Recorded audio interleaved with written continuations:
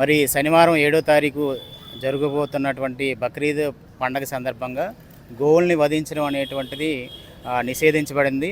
మరి ఈ సందర్భంగా పశ్చిమ గోదావరి జిల్లా జంతు సంక్షేమ సంఘం మరియు గో సంరక్షకులు దాస్ గారు, అలాగే పెద్దలు రంగసాయి గారి యొక్క సమక్షంలో ఈరోజు ర్యాలీ చేయబడి జరుగుతుంది.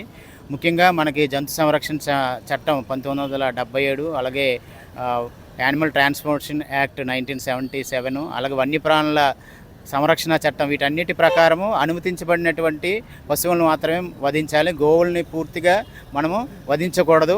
ఈ విధంగా వధించినట్లయితే చట్టపరమైనటువంటి చర్యలు ఉంటాయి. ఇందుకు గాను police department, revenue department, animal husbandry department, municipality, Panchayati Raj department అందరూ కూడా సమన్వయంతో పనిచేసి గోవుల యొక్క అక్రమ రవాణాను, అదేవిధంగా ఒంటెలు లేకపోతే లేగదూడల్ని వధించినట్లయితే వధించకుండా కూడా తగు జాగ్రత్తలు తీసుకొని అందరూ అప్రమత్తంగా ఉండాలని కోరుకున్నాయి. అందరికీ నమస్కారం అండి. ఈ బక్రీద్ సందర్భంగా గోవుల్ని నిషేధించబడింది. గోవుల్ని ఇవి బక్రీద్ కానీ కాదు, ఎప్పుడు కూడా గోవధన చేయరాదు.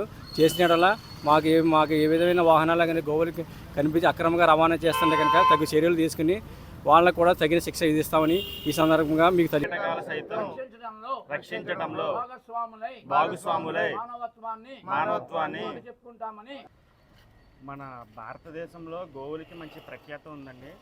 అటువంటి గోవులను వధించడం చాలా దుర్మార్గం. ఈ బక్రీద్ సందర్భంగా మన భీమవరం ప్రాంతంలో ఏవైనా గోవులను కానీ పశువులను కానీ ఒంటెలను కానీ వధించడానికి ప్రయత్నం చేస్తే కనుక కఠిన చర్యలు అయితే తప్పవు. ప్రజలకు కూడా ఒకటే చెప్తున్నాను, ఇటువంటి వదలను ఎక్కడన్నా కనిపిస్తే కనుక మాకు సమాచారం ఇవ్వండి. వెంటనే మేము మీ దగ్గరకు వచ్చి వాటికి సంబంధించిన సమస్యని పరిష్కారం చేస్తాము. జై హింద్.